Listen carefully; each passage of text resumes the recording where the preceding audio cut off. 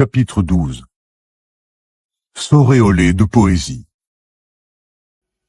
Les évolutions décisives ont lieu quand votre cible est seule. Si votre absence, même provisoire, est ressentie comme un soulagement, toutes vos manœuvres sont anéanties. Bannissez donc toute familiarité. Soyez insaisissable et l'on brûlera de vous revoir. Intriguez en alternant présence passionnante et absence calculée. Ajoutez à votre image une touche de poésie, des attributs exotiques. Quand on pensera à vous, on vous verra nimbé d'une aura. Plus vous occupez l'esprit de votre cible, plus vous serez l'objet de son rêve. Entretenez-le. La présence-absence poétique. En 1943, un pronunciamento renversa le gouvernement argentin. Un colonel de 48 ans, Juan Perón, très populaire, fut nommé secrétaire d'État au travail et aux affaires sociales. Perón, qui était veuf, aimait les femmes très jeunes. Au moment de sa nomination, il avait pour maîtresse une adolescente qu'il présentait effrontément comme sa fille. Un soir de janvier 1944, Perón siégeait avec d'autres hauts gradés dans un stade de Buenos Aires où l'on donnait un festival. Il était tard, et il y avait quelques sièges libres autour de lui. Soudain, deux jeunes et belles actrices, sorties de nulle part, lui demandèrent la permission de s'asseoir à côté d'eux. Était-ce une plaisanterie? Pas du tout. Le colonel était ravi. Il en reconnut une. C'était Eva Duarte, vedette des pièces de boulevard qui passaient à la radio et dont le portrait faisait souvent la une de la presse à scandale. L'autre actrice était encore plus jeune et plus jolie, mais Perón n'avait Dieu que pour Eva, qui bavardait avec un autre colonel. En vérité, elle n'était pas du tout le type de Perón. Elle avait 24 ans, c'était déjà trop vieux pour le ministre. Elle s'habillait avec mauvais goût, et il y avait quelque chose de froid dans ses façons. Mais leurs regards se croisèrent plusieurs fois, ce qui excita Perón. Il regarda ailleurs un moment, et quand il se retourna, il vit qu'elle avait changé de siège et s'était assise à côté de lui. Ils commencèrent à bavarder. Elle buvait chacun de ses mots. Oui, ses propos exprimaient précisément ce qu'elle ressentait.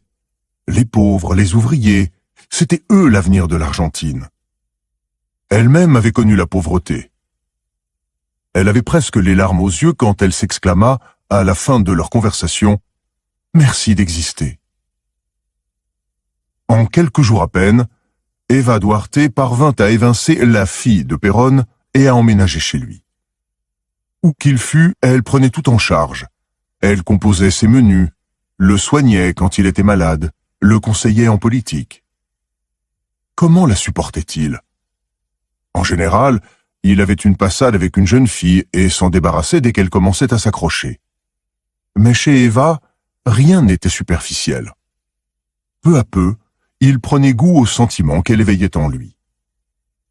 Elle était d'un loyalisme intransigeant, reflétait chacune de ses idées, montait ses qualités en épingle. En sa présence, il se sentait plus viril, plus puissant. Elle était convaincue qu'il serait le chef d'État dont le pays avait besoin, et cette conviction était contagieuse. Elle ressemblait aux héroïnes des tangos populaires qu'il aimait tant, à ces femmes de la rue qui deviennent d'irréprochables mères de famille, toutes dévouées à leur homme. Perón la côtoyait à longueur de journée, pourtant il n'avait jamais l'impression de la connaître totalement. Tantôt elle laissait échapper des commentaires presque obscènes, tantôt elle affichait un maintien de grande dame. Un détail l'inquiétait cependant. Elle voulait le mariage, et pour lui il n'en était pas question. Comment épouser une actrice au passé douteux? Les autres officiers étaient déjà scandalisés par leur liaison. Celle-ci se poursuivit néanmoins. En 1945, Perón fut chassé de son poste et écroué. Les colonels craignaient sa popularité croissante et se méfiaient du pouvoir de sa maîtresse, laquelle semblait avoir une influence totale sur lui. C'était la première fois depuis près de 2 ans qu'il se retrouvait seul, sans Eva. Soudain, il se sentit submergé par des émotions nouvelles. Il couvrit de photos d'elle les murs de sa cellule. Des grèves massives éclataient dans tout le pays pour protester contre son emprisonnement, mais lui ne pensait qu'à Eva. Elle était une sainte, une héroïne, une femme marquée par le destin. Il lui écrivit « Ce n'est qu'en étant séparé de ceux qu'on aime qu'on prend la mesure de l'amour qu'on a pour eux. Du jour où je t'ai quitté, je n'ai pu calmer mon triste cœur. Mon immense solitude est pleine de ton souvenir. » Et il lui promit de l'épouser. Les grévistes se déchaînèrent. 8 jours après, Péronne était libéré. Il se hâta d'épouser Eva. Quelques mois plus tard, il fut élu président. Eva, en qualité de première dame du pays, assistait aux cérémonies officielles. Elle portait des tenues tapageuses et beaucoup de bijoux. Aux yeux de tous, elle n'était guère qu'une ancienne actrice possédant une riche garde-robe. En 1947, elle fit un voyage en Europe. Les Argentins en suivirent de loin les péripéties. Son accueil en Espagne par des foules en délire, son audience avec le pape, et pendant son absence, l'opinion qu'ils avaient d'elle changea. Comme elle incarnait bien l'esprit de l'Argentine, sa noble simplicité et son sens du spectaculaire. À son retour, quelques semaines plus tard, elle devint le point de mire du pays. Eva aussi avait changé pendant ce voyage. Elle rassemblait désormais ses cheveux décolorés en un sobre chignon et portait des tailleurs sur mesure. C'était une image sérieuse, celle d'une femme qui se dévouait aux plus démunis. Bientôt, on la vit partout. Ses initiales apparaissaient en graffiti sur les murs des cités et brodées sur le linge des hospices. Son profil figurait sur les maillots de l'équipe de foot de la région la plus pauvre d'Argentine, dont elle était le mécène. Son sourire démesurément grandi était placardé sur des façades d'immeubles. Comme sa vie privée restait totalement opaque, toutes sortes de légendes se mirent à circuler sur son compte. Et lorsque, en 1952, un cancer la foudroya à l'âge de 33 ans, l'âge du Christ quand il mourut, tout le pays prit le deuil. Des millions de personnes défilèrent devant sa dépouille embaumée. Elle n'était plus une actrice de bas étage, ni une épouse, ni la première dame du pays. Elle était devenue Evita, une sainte. Interprétation. Eva Duarte était une enfant de l'amour qui avait grandi dans la pauvreté, puis était allée tenter sa chance comme actrice à Buenos Aires, où elle avait dû accepter pas mal de compromis sordides pour survivre. Son rêve était d'échapper à toute contrainte, car son ambition était considérable. Péronne était la victime idéale. Il se prenait pour un grand leader, mais il ne serait bientôt plus qu'un vieillard libidineux, trop peu influent pour faire carrière. Eva insuffla de la poésie dans sa vie. Son langage était fleuri et théâtral. La sollicitude qu'elle lui prodiguait le suffoquait presque, mais le rôle d'une femme auprès d'un grand homme n'était-il pas de se dévouer totalement à lui, comme le chantent d'innombrables tangos? En même temps, elle parvenait à demeurer insaisissable, mystérieuse, telle une star omniprésente à l'écran, mais dont la vie privée demeurait secrète. Lorsque Péronne se retrouva seul en prison, toutes ces images et associations poétiques s'imposèrent à son esprit et il idéalisa follement Eva. À ses yeux, elle était devenue davantage qu'une actrice au passé discutable. Elle séduisit de la même façon le pays entier. Son secret, c'était sa présence d'héroïne de mélodrame, à la fois poétique et légèrement distante, insaisissable, qui laissait le loisir de voir en elle l'incarnation que l'on voulait. Aujourd'hui encore, certains s'interrogent sur son personnage. La familiarité détruit la séduction. Rarement pendant la phase d'approche. Il y a tant à apprendre sur l'autre, c'est inconnu. Mais la relation parvient bientôt à un tournant. Votre cible, qui s'était mise à vous idéaliser et à rêver de vous, découvre que vous n'êtes pas ce qu'elle croyait. Le problème n'est pas, comme on croit communément, qu'il ne faut pas se voir trop souvent, ni être trop disponible. Faute de rencontres assez fréquentes, l'autre n'a pas de quoi nourrir son imagination et son attention risque d'être captivée par un autre objet. Non, son esprit est un terrain qu'il vous faut occuper. La difficulté, c'est de ne pas devenir à ses yeux trop réel, trop prévisible, trop humain. Votre cible ne peut pas vous idéaliser si elle en sait trop long sur vous, si vous devenez banal. Non seulement il vous faut garder une certaine distance, mais votre présence doit avoir quelque chose d'ensorcelant, suggérant des perspectives délicieuses. Eva incarnait ainsi, selon les critères argentins, la femme idéale, dévouée, maternelle, sainte. Mais ce n'est pas le seul idéal poétique à votre disposition. Soyez chevaleresque, aventureux, romanesque, c'est tout aussi efficace. Il vous suffit de posséder ne serait-ce qu'un soupçon de ces qualités pour en être auréolé d'une poésie inspiratrice de fantasmes et de rêves. Trouvez-vous une image, fût-ce celle de la brutalité et même du mal, mais évitez à tout prix d'être familier et ordinaire. Ce qu'il me faudrait, c'est une femme qui fût quelque chose, n'importe quoi, ou très belle, ou très bonne, ou très méchante à la rigueur, ou très spirituelle, ou très bête, mais quelque chose. Alfred de Musset. Les clés de la séduction. Chacun a de soi une image exagérément flatteuse. On se croit plus généreux, honnête, aimable, intelligent et beau qu'on ne l'est vraiment. Comme il est difficile d'admettre ses propres limites, chacun ressent un besoin viscéral de s'idéaliser. Nous nous verrions volontiers plus proches de l'ange que des primates dont nous sommes issus. Ce besoin d'idéalisation s'étend à notre vie sentimentale. En effet, lorsque nous tombons amoureux, nous voyons en l'autre un reflet de nous-mêmes. Le choix de la personne avec qui nous décidons de nous engager est donc un important révélateur. S'il s'agissait de quelqu'un qui n'en vaille pas la peine, cela donnerait une mauvaise image de nous. Par ailleurs, nous avons de grandes chances de tomber amoureux de quelqu'un qui nous ressemble. Autrement dit, si l'autre avait de gros défauts, ou pire, se révélait quelconque, cela signifierait que nous avons les mêmes travers. Il nous faut donc à tout prix idéaliser la personne aimée, ne serait-ce que pour pouvoir nous regarder dans la glace chaque matin. De surcroît, dans ce monde dur et plein de déceptions, il est bien agréable de pouvoir se bercer de fantasmes et de rêves à son sujet.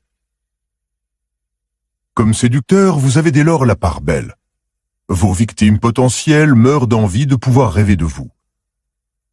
Ne gâchez pas cette merveilleuse opportunité en vous dévoilant tel que vous êtes, en devenant si familier et ordinaire qu'elle n'est plus le loisir d'embellir votre image. Vous n'avez pas besoin d'être un ange ni un parangon de vertu. Quel ennui! Faites-vous dangereux, polisson, voire un peu vulgaire, selon les goûts de votre cible, mais surtout jamais insignifiant. Dans le monde de la poésie, par opposition à la réalité, tout est possible. Lorsque nous tombons sous le charme d'une personne, nous nous formons une idée de ce qu'elle est et des plaisirs qu'elle peut offrir. En repensant à elle quand nous sommes seuls, nous aurons tendance à nous faire d'elle une image de plus en plus idéalisée. Stendhal, dans son livre De l'amour, appelle ce phénomène la cristallisation. De même qu'un rameau jeté dans les profondeurs d'une mine de sel abandonnée en ressort quelques mois plus tard couvert de scintillants cristaux, de même notre souvenir par la personne aimée de qualités imaginaires. D'après Stendhal, il existe toutefois deux types de cristallisation. La première survient dès le premier coup d'œil. La seconde, plus importante, se produit plus tard, au moment des premiers doutes. Vous désirez cette personne, mais elle se dérobe. Vous n'êtes pas sûr qu'elle vous appartienne. Cette amorce de doute joue un rôle primordial dans le processus de transfiguration poétique. C'est ainsi que le duc de Lauzun opéra l'une des conquêtes amoureuses les plus spectaculaires de l'histoire, celle de la grande mademoiselle, cousine de Louis XIV, une des femmes les plus riches et les plus puissantes de France. Lors de leur première rencontre à la cour, il lui laissa entrevoir son esprit, son audace, son flegme. Elle se mit à penser à lui quand elle était seule. Puis, comme elle tombait sur lui de plus en plus souvent à la cour, ils eurent de brèves conversations, firent des petites promenades ensemble. À l'issue de chacune de ces rencontres, elle s'interrogeait. S'intéresse-t-il à moi ou non?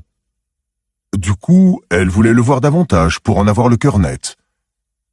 Et elle se forgea de lui une image idéalisée, sans commune mesure avec ce qu'il était réellement, un incorrigible coureur de jupons. Rappelez-vous, s'il suffit d'un rien pour vous faire succomber, c'est que vous ne valez pas grand-chose. Comment alors prendre la lyre du poète en votre honneur? Tandis que si, passé la première accroche, vous faites clairement comprendre que vous n'êtes pas pour le premier venu, l'autre s'imaginera voir en vous une grandeur singulière qui vous rend inaccessible. C'est là le phénomène de la cristallisation. Cléopâtre savait bien qu'elle n'était pas foncièrement différente des autres femmes, et d'ailleurs elle n'était pas particulièrement belle. Mais elle connaissait la tendance bien masculine à placer une femme sur un piédestal. Il suffit pour cela qu'elle se prétende différente des autres pour être associée à un idéal grandiose ou poétique. À César, elle rappela qu'elle était l'héritière des grands pharaons de l'Égypte. À Marc-Antoine, elle se présenta comme un avatar d'Aphrodite en personne. Ainsi, pour tous deux, la femme avec qui il couchait était non seulement une forte femme, mais une divinité. Ce genre d'assimilation serait impossible aujourd'hui, mais il est toujours aussi tentant de voir l'autre sous les traits d'un personnage de conte de fées. J.F. Kennedy était un chevalier des temps modernes. Pablo Picasso se représentait sous les traits du Minotaure de la mythologie grecque. Ce genre d'association ne doit pas être établi de façon trop précoce, mais seulement une fois que votre cible sera suffisamment sous votre emprise pour être devenue sensible à la suggestion. Une personne amoureuse et crédule. L'astuce est de donner à votre tenue vestimentaire, à vos propos et aux lieux que vous fréquentez une dimension mythique. Dans À la recherche du temps perdu de Marcel Proust, le personnage de Swann tombe peu à peu sous le charme d'une femme qui n'est pas vraiment son type. Lui est un esthète raffiné, elle est de conditions modestes, peu cultivée et d'un goût médiocre. Ce qui lui confère une aura de poésie dans l'esprit de Swann, ce sont certains moments privilégiés qu'ils ont vécus ensemble et qu'il associe à son image.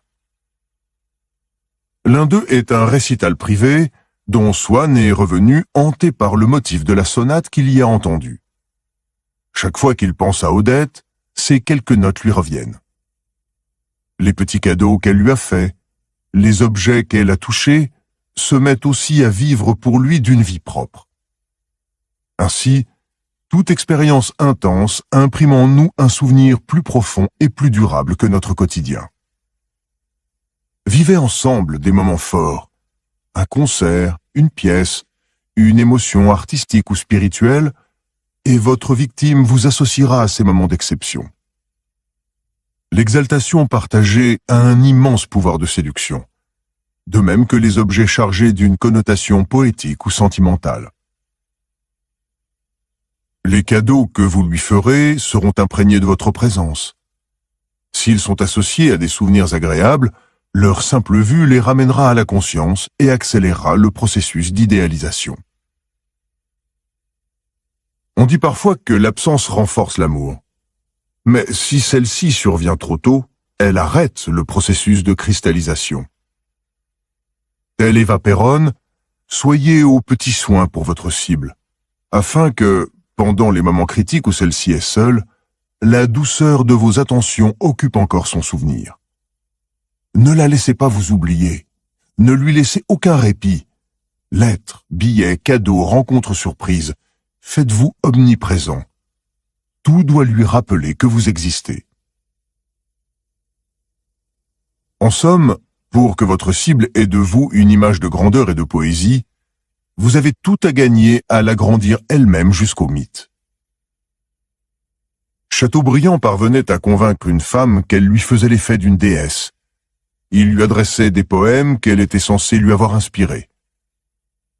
Benjamin Disraeli qualifiait la reine Victoria de reine des fées et la comparait à ses grands prédécesseurs, telle Élisabeth Ier, pour lui redonner confiance et dans sa féminité et dans ses talents de chef d'État. Idéalisez votre cible et elle vous idéalisera. Symbole, l'auréole. Chaque fois que l'autre est seul avec ses souvenirs de vous, il vous imagine auréolé de tous les plaisirs que vous lui promettez et de vos vertus. Cette aura vous distingue entre mille. Ne la faites pas disparaître en vous montrant familier et banal. A contrario. La tactique contraire consisterait à vous montrer d'une sincérité absolue, à exhiber vos vices comme vos vertus. Ainsi, Lord Byron prenait un plaisir presque pervers à claironner ses pires défauts. Vers la fin de sa vie, il révéla même ses relations incestueuses avec sa demi-sœur. Cette impudeur extrême peut avoir un très grand pouvoir de séduction. Vos vices prennent des proportions grandioses, votre honnêteté une dimension épique. Bref, l'idéalisation se produit inévitablement. Seule la médiocrité est impossible à idéaliser et manque totalement de pouvoir séducteur. Il n'est possible de séduire qu'en suscitant le rêve.